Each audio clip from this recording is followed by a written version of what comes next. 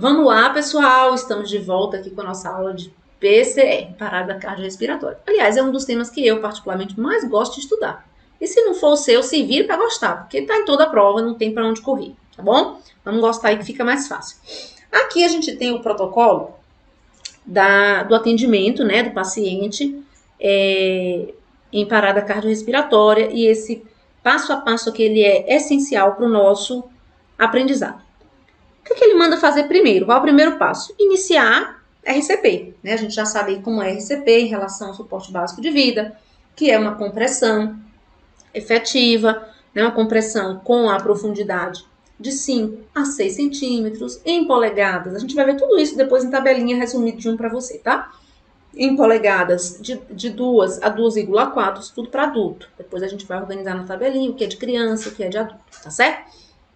Fiz esse RCP de qualidade, compressão de qualidade, abertura de via aérea. A abertura de via aérea do paciente vai depender do tipo de paciente que eu estou atendendo. Né? A gente vai abrir a via aérea no paciente de agravo clínico de um jeito que a gente consegue hiperestender um pouco a cabeça, né? E colocar a mandíbula para frente. A gente abre a via aérea de uma forma bem interessante quando o agravo é só clínico. Quando o agravo é traumático, a gente faz só a manobra de jump thrust, que é a manobra de anteriorização da mandíbula, tá certo? Só coloca a mandíbula para frente para abrir essa via aérea, ventila esse paciente. A ventilação a gente vai fazer aí de forma diferente, ou sem via aérea avançada ou com via aérea avançada. A gente vai daqui a pouco destrinchar isso aí em relação a quando eu tenho a via aérea avançada, quando eu não tenho a via aérea avançada, essa frequência de ventilação, tá certo? Fez essa RCP aí do atendimento de suporte básico, chegou o suporte avançado, vamos fornecer oxigênio, vamos desfibrilar o paciente ou monitorar, na verdade, né, para ver se eu vou precisar desfibrilar ou não. Beleza, o DEA, quando ele chega, né, no ambiente aí, ou o aparelho, né, de monitorização mais extenso aí no ambiente hospitalar, ele vai avaliar o ritmo, tá certo? Então, monitorou, colocou aí as pás, ele vai dizer, ritmo chocável, né? Sim, porque se trata de um FVTV, que é aqui a maior parte das PCRs, ok? Se for, o que eu vou fazer? Desfibrilar. Por quê? Porque o choque reverte rapidamente essa situação na maior parte dos casos, ok? Então, aqui a gente vai dar o choque. Se for atividade elétrica sem pulso ou assistolia, dar choque não vai resolver. Então, ele pede para fazer epinefrina imediatamente. Para mim fazer epinefrina, eu vou usar ou acesso endovenoso, de forma preferencial o endovenoso, ou se não tiver conseguido puncionar a veia, a gente vai usar o intraósseo, tá certo? E lá na nossa aula de procedimentos de enfermagem, tem um bloco específico de acesso intraósseo, falando inclusive da resolução nova do COFEN, que destrincha os tipos, as técnicas, o que é que precisa para o enfermeiro como membro de atividade privativa aí, né? Da equipe de enfermagem, a punção intraóssea, indicações, contraindicações, todo o detalhamento da punção intraóssea, isso tende a cair em prova por conta da resolução do COFEN mais nova que trata desse assunto, que trata do número aí 648/2020, tá bom, pessoal? Ok, e aí a gente vai fazer epinefrina de forma precoce a cada 3 a 5 minutos. E considerar a via aérea avançada na sequência, e quando a gente estabilizar o paciente, vai aí intubar o paciente ou usar os dispositivos supraglóticos, como a máscara laríngea, que inclusive é também aí normatizado o uso dos dispositivos supraglóticos para enfermeiros também, tá certo? Por meio de outra resolução aí do COFEN, ok? E a capnografia, essa capnografia, ela só é possível de ser aí verificada com o paciente com via aérea avançada, onde ela vai analisar para mim o valor de expiração do CO2, tá certo? A pressão aí de expiração do CO2, ela vai dizer para mim o quê? Tô conseguindo fazer as trocas gasosas? Tô conseguindo, de fato, converter lá a troca, mandando oxigênio para o sangue e tirando o gás carbônico para ser exalado? Se sim, ótimo, é porque a minha compressão está efetiva. Se não, melhora a compressão, porque ela é um indicativo de que a compressão não está sendo aí bem feita. Tá certo, pessoal? Porque eu tenho que colocar CO2 para fora. Para eu colocar CO2 para fora, eu tenho que botar o sangue para girar. Para botar o sangue para girar, eu tenho que fazer compressão efetiva e minimizar as interrupções, ok? E aqui, se eu der o choque, eu agora vou voltar imediatamente depois do choque com a RCP, tá certo? Então, volto com RCP 2 minutos. Esse intervalo de 2 minutos é o intervalo que agora eu vou fazer para depois checar o ritmo novamente. E nesse intervalo de 2 minutos, a gente faz o quê? O que é isso aqui, Fernanda? Troca de socorrista da compressão. Tá certo, pessoal? Quando eu faço essa troca de socorrista para compressão, eu melhoro a qualidade da compressão, porque o socorrista vai para exaustão.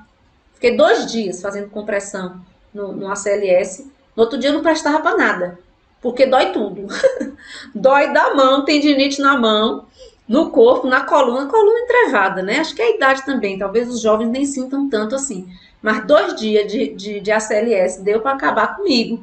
E 2 minutos na hora do atendimento ali já é o suficiente para dar aquela acabada, se estiver fazendo certo, né? Se a gente estiver fazendo mesmo com a técnica certa, mesmo assim a gente cansa. Então, se eu estiver fazendo cansado, o que vai acontecer? A qualidade diminui. Então, por isso essa troca aí. Se tiver gente disponível, né, gente? Claro, né? Tudo isso aí, trabalhando com a situação ideal. Ritmo chocável de novo, aqui outro choque, tá certo? Então, observe que aqui a gente já tem uma diferença no atendimento da FVTV. Além de dar o choque, eu só vou fazer epinefrina a partir do ciclo aqui depois de 2 choques, tá certo? E aí também eu vou fazer a cada 3 a 5 minutos. E considerar a via aérea avançada com essa capnografia. Essa capnografia, tanto eu faço o monitoramento dessa eliminação de CO2 aqui relacionado, quanto eu vejo aqui a qualidade da minha compressão, quanto eu vejo se a intubação foi adequada. Tá? Então, se eu intubei certinho, opa, mostra aqui, né, automaticamente, intubação correta, a gente vê na onda lá do capnógrafo que tá lá no posicionamento adequado. Tá certo, pessoal? Ok. No caso do atendimento da sistolia e atividade elétrica, dei epinefrina, vou ver se o ritmo continua não chocável, se mudou para chocável. Se mudou para chocável, vamos chocar. Se continua não chocável, a gente vai aí fazendo as epinefrinas de 3 a 5 minutos, somente epinefrina, e vai tentando encontrar os 5Hs e 5Ts para a gente poder descobrir qual é a causa e tentar reverter a situação. Se é volume, vamos dar volume, por exemplo, tá certo? No caso do ritmo chocável, que seria FVTV, eu vou alternar a epinefrina com antiarrítmico, que nesse caso vai ser a amiodarona, que é o atlancil aqui, né?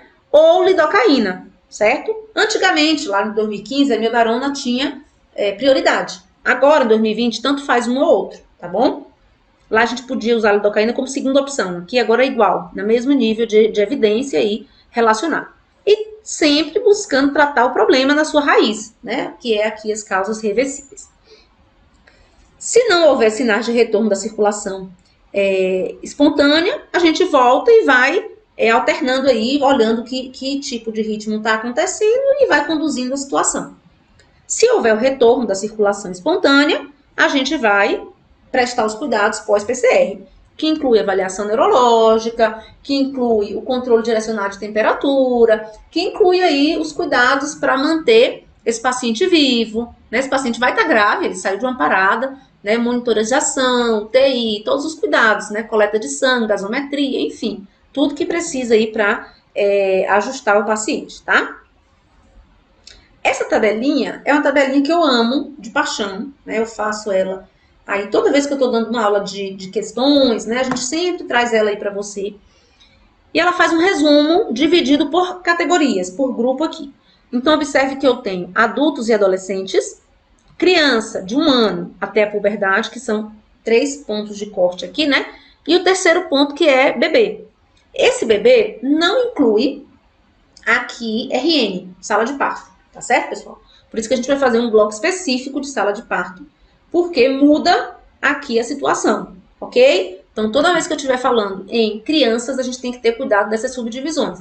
Se é uma criança grande, maior de 1 ano, se é uma criança menor de 1 ano, a gente está falando de ARRA nesses 2 subgrupos. E se é um bebê em sala de parto, a gente vai estar falando do protocolo da Sociedade Brasileira de Pediatria, porque lá a gente vai fazer a relação aqui de 3:1, que é diferente aqui em relação ao que a gente vai mostrar, tá certo? Mas calma, um passo de cada vez, a gente vai fazer o bloco específico das diretrizes lá de RN, tá bom? Segurança no local. Então, verificar se o local é seguro para a vítima, para o socorrista, para os curiosos do local. Reconhecer a PCR. Então, senhor, tô vendo aí, né, se o paciente responde. Verificar se a vítima responde. E aí, no caso do socorrista profissional de saúde, ver respiração e pulso em 10 segundos.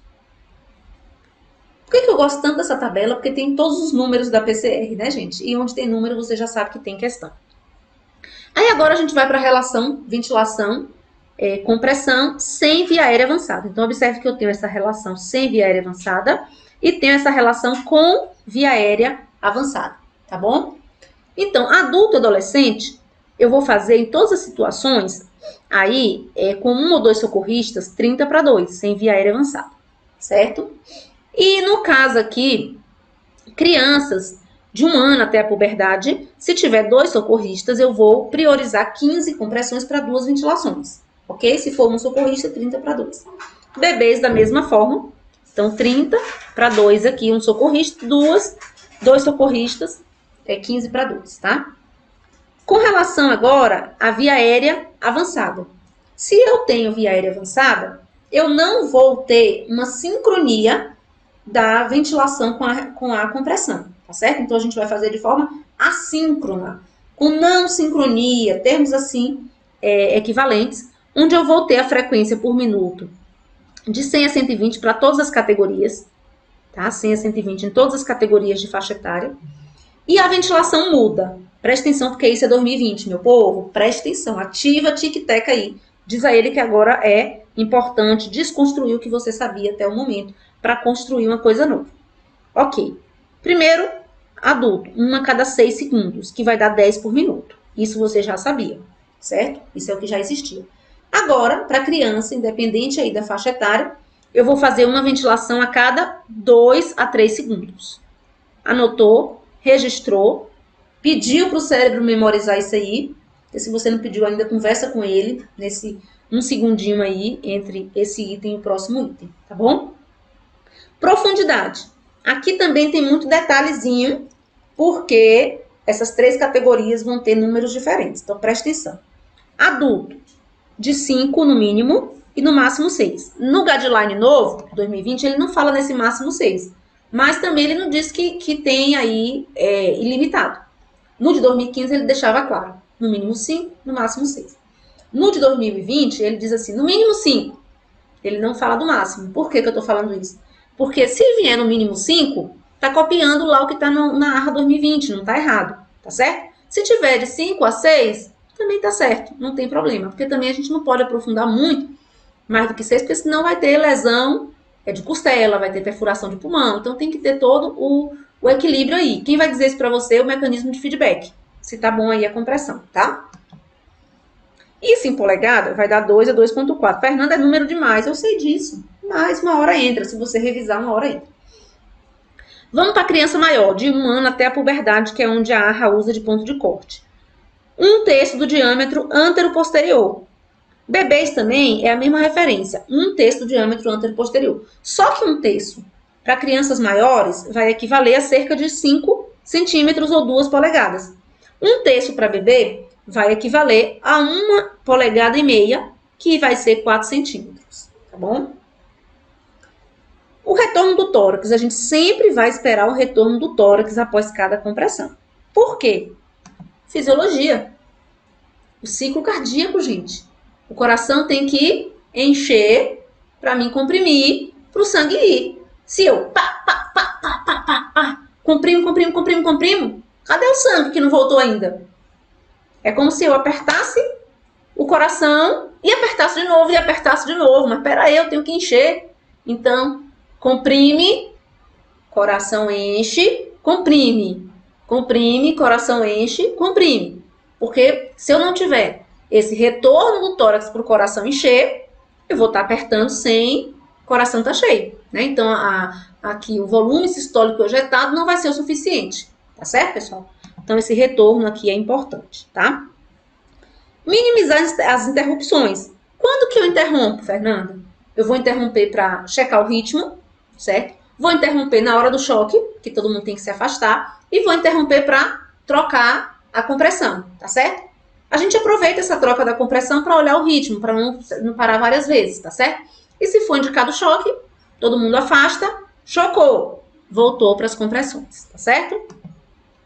E esse tempo aí não pode durar mais do que 10 segundos. Quando a gente para de comprimir, observe, o coração está parado. Não está andando sangue dentro do corpo. Enquanto eu estou comprimindo, eu consigo mandar esse sangue para o coração e para o cérebro. E do início da minha compressão até alcançar a pressão de pico suficiente, demora um pouquinho. Aí quando eu alcanço a pressão de pico, que é uma pressão suficiente para estar perfundindo o coração e cérebro, ótimo, vamos manter aquilo. Na hora que eu paro, pá, a pressão volta de novo. Aí eu tenho que demorar mais um tempinho para voltar essa pressão de pico de perfusão cerebral e coronariana. Então, por isso que essas interrupções, elas têm que ser aí rápidas, né? Para a gente poder não deixar de perfundir coração, miocárdio e cérebro, que são muito sensíveis à falta de oxigênio, né? Aqui uma tabela resumo dos números de forma aqui clara. Profundidade, pelo menos 5. 2015 deixou claro que são 6 no máximo. Frequência de 100 a 120. Minimizar a interrupção em 10.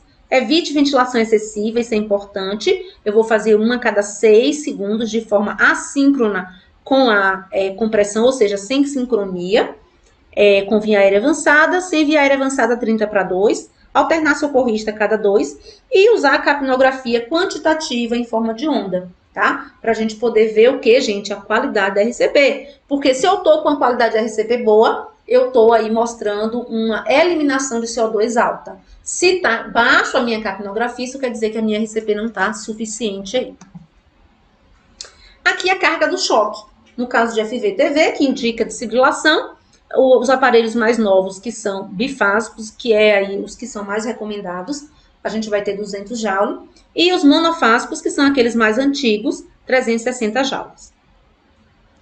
Para criança, a gente vai ver no bloco específico de pediatria, né, que a gente vai calcular aqui a carga do choque, 2 joules o primeiro choque por quilo. No segundo choque, 4 joules por quilo. A gente vai ver isso de forma lá, bem separadinha para crianças, tá, gente?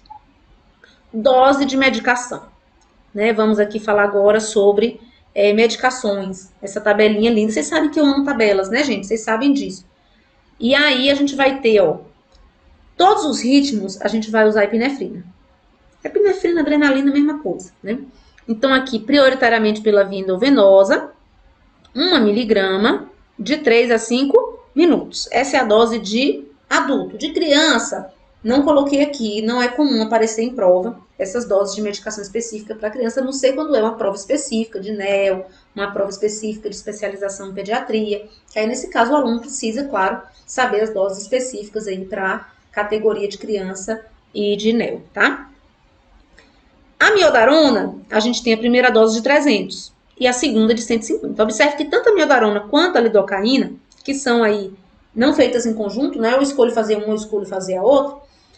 A primeira dose vai ser aqui a dose inteira e a segunda dose vai ser a metade.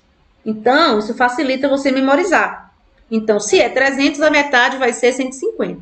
Observe que a lidocaína é de 1 a 1,5. Agora vai ser a segunda o quê? 0,5 a 0,75, que é exatamente a metade da primeira, tá? Por isso que é fácil aqui a gente memorizar, certo? E aí, no caso de FV-TV, eu uso tanto a epinefrina, porque está em todos os ritmos, como aqui um antiarrítmico de escolha, ou a miodarona ou lidocaína. Lembrando que depois, eu faço assim, epinefrina no caso de FV-TV, né? Primeiro ciclo de medicação, porque a gente já deu 2 choques lá, epinefrina. Próximo ciclo, aí eu vou escolher um antiarrítmico. Vamos dizer que seja a miodarona, então eu faço a miodarona de 300. Próximo ciclo, epinefrina. Lembra que a epinefrina é de 3 a 5? Mais ou menos a distância entre os ciclos aí, alternando. Então, fiz agora epinefrina. Próximo ciclo de medicação. Aí agora eu volto para a miodarona com a segunda dose. Próximo ciclo de medicação, epinefrina. E agora o próximo, qual é? Responda aí do outro lado. Ah, eu acho que você errou. Agora é epinefrina de novo. Porque o antiarrítmico só são 2 vezes. Tá certo? Ok? Depois fica só epinefrina. 15. Chega a emergência de um paciente, uma questão aqui da Fundatec, uma PCR, e imediatamente a equipe inicia as manobras de suporte básico de vida. Na sequência, identifica-se no traçado eletrocardiográfico uma taquicardia ventricular sem pulso. Opa, ritmo chocável, né? Qual o tratamento dessa alteração realizada pelo suporte avançado de vida? Cardioversão, minha gente? Não, você já está escolado que cardioversão não tem nada a ver com PCR, né? É outras arritmias lá da nossa clínica médica, estudada em detalhes com você lá. Marca-passo transcutâneo. Quando eu falo em marca-passo, eu estou falando de bradicardia e não parada cardíaca. Gente, marca-passo, falou em marca-passo, lembra de bradicardia, certo?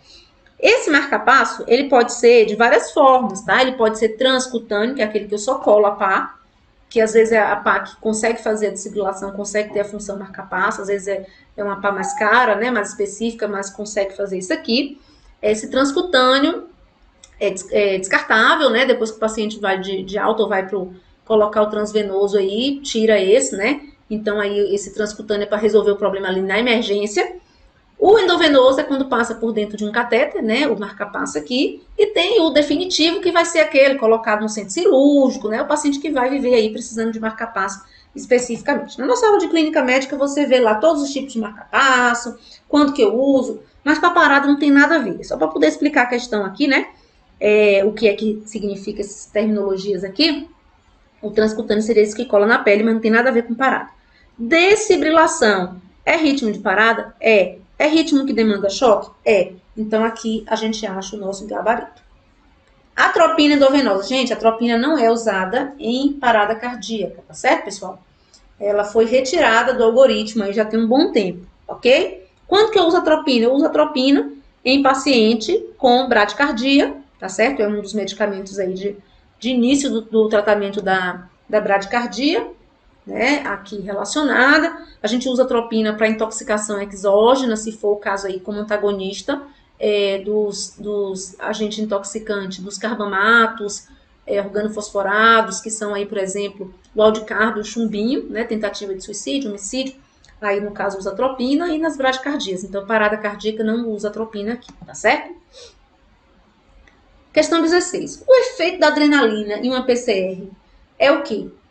Vasopressão que leva à melhoria da volemia e da drenagem coronária e periférica. O que faz a adrenalina, gente? Presta atenção, a adrenalina, ela é muito boa porque ela dilata os vasos arteriais coronarianos, ou seja, melhora a perfusão do meu órgão-alvo principal aí do coração, e ela ajuda a perfundir o cérebro. Então, ela faz uma vasodilatação nessas áreas nobres. E, ao mesmo tempo, ela faz uma vasoconstricção aí nos receptores periféricos, tá certo? Então, ela vai deslocar o sangue da área periférica para a área prioritária, coração e cérebro, tá certo? Então, quando ele diz que melhora a drenagem coronariana e periférica, não. Ele melhora a drenagem coronariana e cerebral, tá? Letra B, vasodilatação que leva à melhora da volemia e da drenagem coronária e cerebral. Quando eu falo, gente, em melhorar a volemia, aí não tem nada a ver, porque volemia é volume. O que melhora a volemia? Sangue, melhora a volemia, soro, albumina, sei lá, no caso que indica especificamente. Mas a adrenalina em si, ela não vai criar volume. É muito pouco o volume que a gente faz ela em si, né? Não vai. Então, ela não melhora a volemia, ela melhora a redistribuição desse sangue no compartimento circulatório, tá certo? Então, ela não melhora a volemia, isso tanto estava na A quanto na B, tá? A vasoconstricção, ela que leva a melhora da pressão, isso, perfusão coronariana e cerebral. Ok, exatamente, certo? A epinefrina é um hormônio, tá certo? Ele vai ser aí produzido a nível de suprarrenal, ok? Ele vai pegar a suprarrenal, né, a nossa glândula endócrina, vai pegar na sua porção aí medular e transformar a nora em adrenalina, tá certo? A nora vem de onde? Vem da dopa, né? A gente tem o aminoácido que se transforma em dopa, que se transforma em dopamina, aí a dopamina, né, se transforma em noradrenalina e a noradrenalina se converte em adrenalina no nosso corpo, tá certo? A nora é um neurotransmissor e a adrenalina é um hormônio produzido pela nossa suprarrenal, lá a nível de células como cromafins, onde vai ocorrer essa mudança, tá certo, pessoal? E é por isso que a gente precisa lembrar um pouco de anatomia, fisiologia, para poder entender de verdade esse negócio, né? Então, a gente precisa ter essa relação. E a adrenalina vai ter esse poder de fazer isso tudo aqui. vasoconstricção periférica, e assim ela tira sangue da periferia e vasodilata aqui, coronária e as artérias cerebrais para a gente conduzir aí a circulação prioritária para esses órgãos nobres, tá bom? Letra C, o gabarito, ok? Letra D botou vasoadição. Que negócio é esse de vasoadição? Não sei nem o que é isso. Letra C, o gabarito. 17. Ao prestar o suporte básico de vida em um paciente com parada que já esteja com uma via aérea avançada, a ventilação deve ser administrada. Opa, não falou se era criança, não falou que era adulto, porque antes era todo mundo 1/6. Agora que adulto aqui é 1 a cada 6 e criança é 1 a cada 2 a 3, a gente tem que ter cuidado com isso, tá bom? Na ocasião da prova, a gente tem aí uma via aérea avançada, uma ventilação a cada 6 segundos, né? Que é hoje aqui é feito para adultos, ok? Que foi o gabarito pra gente. Hoje, crianças, tá certo? Então, se ele tá falando de crianças, a gente vai ter uma ventilação a cada 2 a 3, tá bom, pessoal? Então, só o cuidado da gente hoje ver a faixa etária específica nessa ventilação com via aérea avançada. Questão 18, 2021, minha gente, a OCP. Em adultos, qual é o tempo ideal para a aplicação do primeiro choque, no caso de uma parada cardiorrespiratória em fibrilação ventricular, já que nesse período o coração se encontra em ritmo de FV grosseira, o que facilita a reversão pela desfibrilação? Quando eu vi essa questão, eu falei, rapaz, não tem lugar nenhum na ARRA dizendo assim, tantos a tantos minutos. Mas, o que a gente faz? A lógica, né? Você tem um ritmo de FV, você precisa desfibrilar. Qual o tempo que eu vou fazer isso? O mais precoce possível, que é o que a ARRA diz, o mais precoce. Eu ia na alternativa que tinha um tempo menor aqui, claro, né? E iria na alternativa que ele marcou como certa, 3 a 5 minutos aqui, tá certo, pessoal? Então, 3 a 5 minutos. Então, se você não sabia, agora você já sabe. 3 a 5 minutos vai ser aí os primeiros minutos onde a FV vai ser grosseira e a gente vai estar aqui relacionando com o choque, né, nessa fase aí, tá certo? De forma ideal. Enquanto não chega o desfibrilador, a gente está fazendo a compressão, certo? Questão 19. A adrenalina é a droga fundamental no manejo da parada cardiorrespiratória. Sobre a administração dessa droga, assinale a alternativa correta. Não deve ser diluída em adultos e crianças. A gente dilui, tá? Crianças principalmente aí. Dilui e redilui. B. A administração deve lenta. Em bomba de fusão, não. É em bolos, tá? Não é lenta aqui, não. A dose administrada é de 1 miligrama endovenoso a cada 3 a 5 minutos. Lindo, né? Aqui relacionado. Ele devia até ter dito que se era adulto, né? Em relação a isso. Mas, enfim, aqui é o gabarito da questão, porque na maior parte das questões que fala de medicação, ele está falando de adulto, tá? Não sei que seja uma prova específica da área de pediatria, de neo. Se não for, a maior parte das questões que fala de drogas aí, de doses, essas questões, está falando de adulto, certo? E a dose pode ser repetida em até 3 vezes? Não tem esse limite, tá certo, pessoal? A gente vai repetir quantas vezes aí forem necessárias enquanto durar o atendimento da parada. Ou até o paciente reverter a parada, ou até declarar o óbito, porque a gente vai ver aí algumas situações onde a gente vai estar avaliando as situações que envolvem a suspensão do procedimento, tá certo? Então, a gente vai fazer enquanto tiver ocorrendo esse atendimento no intervalo de 3 a 5, tá certo, pessoal? Questão 20. Considerando as manobras de reanimação cardiopulmonar, as diretrizes da ARRA 2015 recomendam, né? Então, a gente vai estar vendo aqui, já adaptando para os de 2020 no que couber. Manter a relação compressão-ventilação com via aérea avançada de 30/2 com o uso de ventilador pulmonar? Não. A gente vai ter com via aérea 1 a cada 6, ok? E não 30/2. Letra B. Avaliar a respiração e o pulso simultaneamente em até 30 segundos? Não, em até 10 segundos. C. Aplicar compressões torácicas a uma frequência de 100 a 120. Perfeito, né? Certinho aqui. Ok? 100 a 120. Apoiar-se sobre o tórax do paciente entre as compressões? Não. Né? Retorno total aí. Permitir o retorno parcial da parede do tórax após cada compressão? Não. Retorno total e não se apoiar justamente para ter o retorno total do tórax. Ok? Se eu me apoio, eu não permito o momento de diástole de enchimento ventricular. Com relação à administração precoce de epinefrina, a marcação do tempo com ritmo não chocável é aceitável administrar epinefrina, o que a ARRA diz? Assim que possível. A gente viu naquela questão 3 a 5 minutos, né? Em relação aí ao prazo que ele recomendou ali, mas de forma aí do que está escrito mesmo na ARRA, tem lá o mais precoce possível, assim que possível. Se o ritmo for chocável, pode ser aconselhável administrar epinefrina depois que as tentativas de desfibrilação inicial tiverem falhado. Por quê? Porque aqui, no caso de FV e TV, o choque vai ter um efetivo benefício. Então, a gente precisa insistir nesse choque, tá? Antes de fazer aqui a adrenalina, ok? Então, no caso de assistolia e atividade elétrica sem pulso, não tem choque para fazer, o mais rápido a gente vai fazer a epinefrina. No caso da FV-TV, a gente vai aqui desfibrilar 2 vezes para depois fazer a epinefrina, ok, pessoal? O uso do dispositivo de feedback é recomendado para otimizar a RCP, o mecanismo de feedback a gente viu aqui, certo? Tem uma pergunta interessante, a gente está gravando ao vivo, né? Com relação à miodorona e lidocaína. A gente já respondeu isso. No caso de uma parada prolongada, a gente só vai repetir a miodorona ou a lidocaína 2 vezes, tá? Então, fez os 2 choques. Começou o ciclo de medicação. Primeiro ciclo, epinefrina. Segundo ciclo, antiarrítmico, seja ele amidorona ou lidocaína. Terceiro ciclo, eu volto na epinefrina. Quarto ciclo, eu volto no antiarrítmico.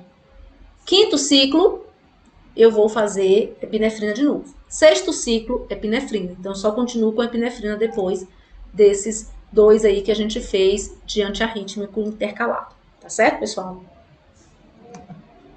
O aparelho entre as pás na imagem, abaixo aqui, serve como indicativo se a força e a frequência das compressões estão adequadas.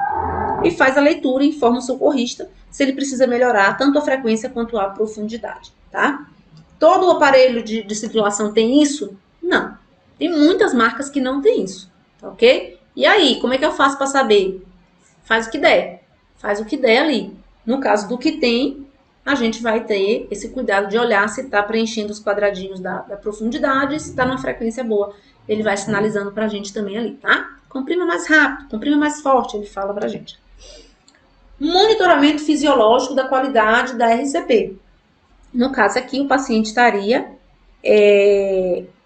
internado, né, em UTI, aí evoluiu com parada, está entubado, está com PAM, pressão arterial média sendo medida aí com a pressão arterial invasiva, com o catéter. Aí a gente pode usar esses parâmetros, né, do cuidado aí fisiológico dele, no paciente que está já com esses dispositivos, né. Então, pode ser aconselhável usar parâmetros fisiológicos da pressão arterial medida no catéter arterial invasivo.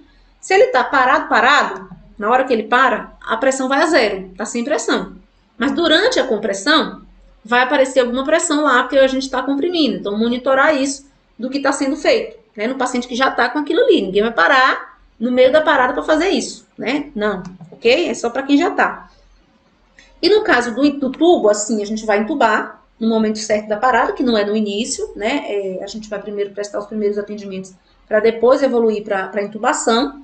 E aí, quando tiver entubado e tiver disponível, assim que possível, usar aí a capnografia para medir aqui a eliminação do CO2, que é o EtCO2, certo?